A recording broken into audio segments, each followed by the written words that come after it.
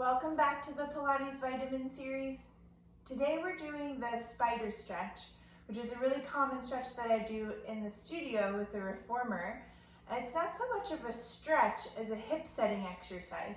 So come to hands and knees, which is a position that I really think is valid to work in.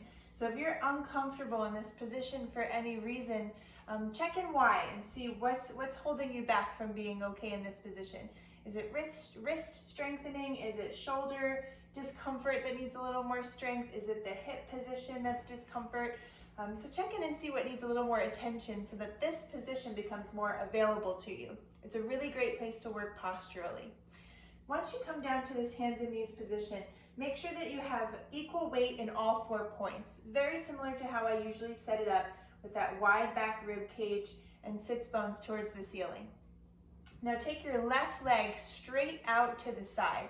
So it's not down low and it's not too high up. And my foot is turned on the floor like this. So the toes are in the same direction as my head. So that when I have my leg out to the side, you can kind of see that my foot is blocking me. I'm not turning the foot out and reaching away. I'm turning it in the direction of my head. And again, that's a very uncomfortable position because it places such a twist on the leg that you should have to think about pulling your femur into the socket versus reaching it away. So I do want this length of your leg, but I want you to think about plugging your femur back into the socket. Now to find where that elusive socket is, I want you to try to start turning your pelvis towards the left leg. Don't turn your focus, I'm looking just at you, but you keep looking down towards the ground or only to look at me. And then turn the pelvis back down towards the ground. I want you to just do this a few times to try to find and feel where your pelvis is versus your rib cage versus your knee.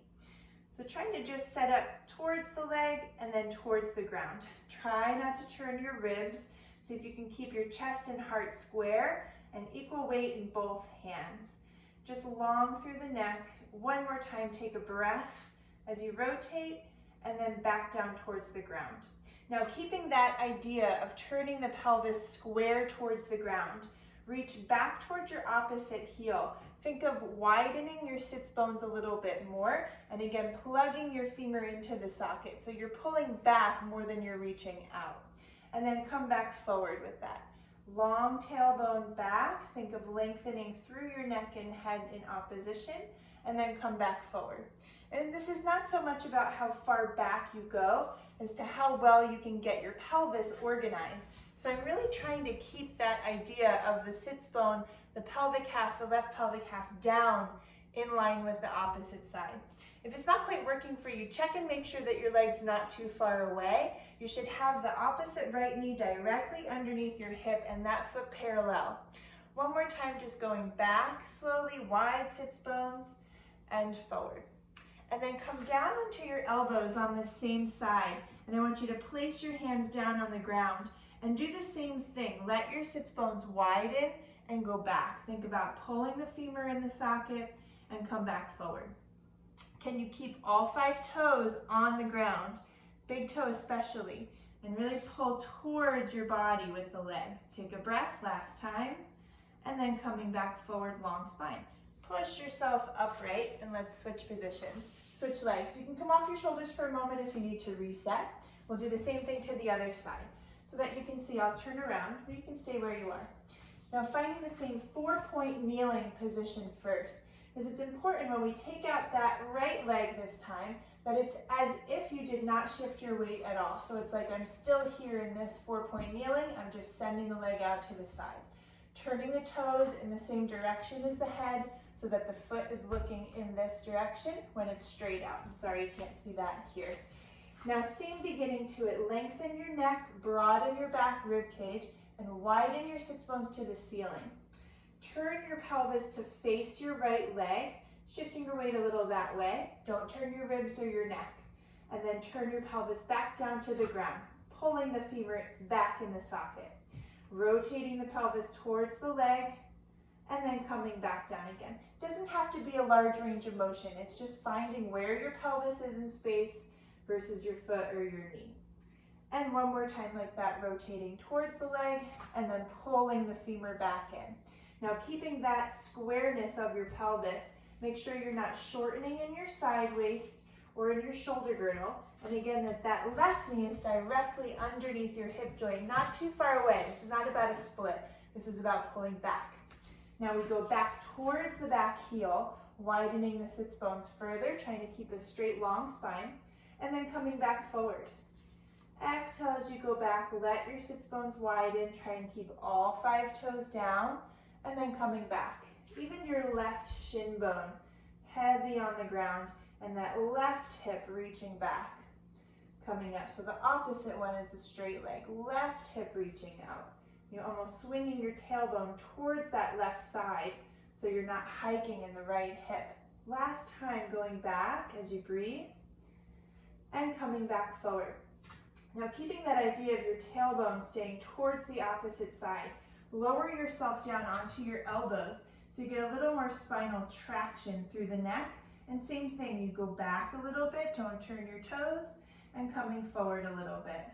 Long neck as you reach it back, tailbone slightly to the left. Try and relax the right leg's muscles so that you're really deepening the bone in the socket. One more time, just easy reach back.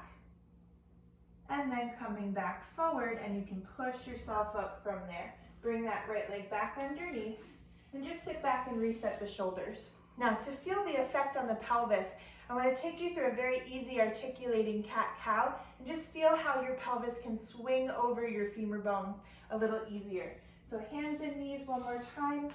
Take a breath here and start in extension. So sits bones to the ceiling, head towards the ceiling. Don't collapse your shoulder girdle here. Keep your spine wide behind you, pushing slightly away, and actually reach your sternum up, your tailbone back. Take a breath on your exhale. Tuck just your tailbone underneath, pulling up in your abdominals and wide. Keep looking up towards the ceiling as you work your way up your spine. Easy with the shoulder work. Try and find your spine, and keep letting your pelvis swing underneath you. Let your back ribs move towards the ceiling. Easy in the shoulders as you bring your head down. Take a breath in this position. Release your tailbone. Now here's the part where I really want you to let your pelvis rotate over your thighs and work your way up your spine without moving your head, without collapsing your shoulders. Keep allowing your pelvis to move until your sternum comes all the way forward and your head can swing up. One more time each direction. Pick a spot on the ceiling, look at it, focus on it, take a breath. Tuck your tailbone around through your lower back. Let your pelvis swing easily, heavily through your knees. Keep looking up at the ceiling as you reach your upper back towards the ceiling. And at the last moment, lengthen through your neck to swing your head down and look back at your knees. Take a breath. Last time here, pelvis swings, tailbone to the ceiling. Keep looking between your knees until you absolutely have to bring the head up to join the spine. Keep letting the pelvis move as you come up and off of your hands. Good job, guys. Nice work. Thank you. See you again tomorrow.